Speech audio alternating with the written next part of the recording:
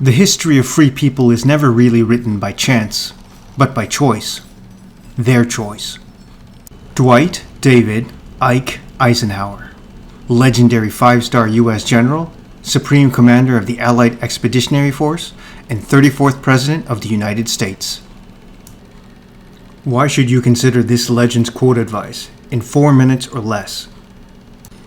Dwight Eisenhower was the third of 7 sons. When he was a child, he was involved in a knife accident, causing his younger brother Earl to lose one of his eyes. Dwight never forgave himself for not being more careful, and it affected him the rest of his life. His mother Ida inspired the love of reading, especially military history, despite Ida's strong sentiment against war. Chores were regularly assigned and rotated amongst the children, and misbehavior was met with strong discipline. Dwight D. Eisenhower would eventually become a legendary military commander and president. Both he and his brother Edgar wanted to go to college, but lacked money. They made a deal to alternate years at college, while the other worked to earn the tuitions.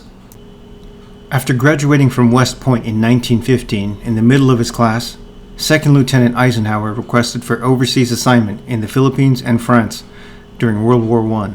However, both requests were denied. Completely missing out on both war fronts left him depressed and bitter for a time. After 1920, Ike served under a series of talented generals and mentors: George Patton, Fox Connor, John J. Pershing, Douglas MacArthur, and George Marshall. Those generals would be enormous influences on his future military thinking. In spring 1942, the Axis powers of Germany and Japan controlled 1/3 of the Earth's surface, the high point of their power. Ike told General Marshall that there were 3 keys to Allied victory: Britain's security, keeping Russia in the war, the Soviets were considering a separate peace with Germany at the time, and defending the Middle East. Ike forecasted that it would take the entire combined industrial strength of the Americans, British, and Soviets to defeat the Axis powers. Appointed Supreme Commander of the Allied Forces in 1943, he oversaw the greatest military operation of all time, a head-on assault against Hitler's Fortress Europe. On 6 June 1944, D-Day, the operation involved over 10,000 planes, 7,000 naval ships, and over 160,000 Allied troops, storming 5 Normandy beaches: Sword, Juno, Gold, Omaha, and Utah, knowing that he was sending them into a situation where there was no retreat.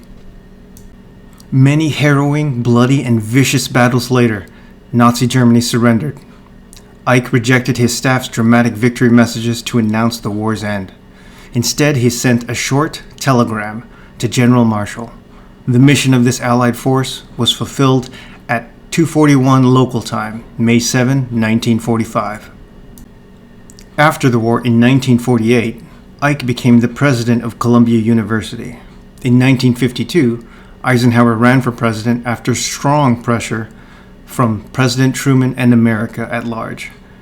As the 34th President of the United States, from 1953 to 1961, he championed several initiatives, including the interstate highway system, the space program, NASA, ballistic missiles, and surveillance satellites. Alaska and Hawaii were also admitted to the Union under Ike.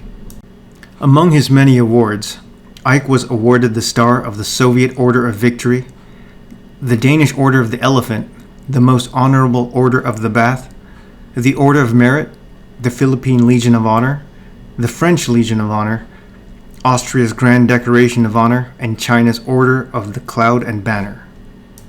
In 1999, he was listed on Gallup's list of most widely admired people of the 20th century. Dwight D. Eisenhower is considered amongst the greatest leaders of all time. SuccessfulDailyHabits.com. Be legendary.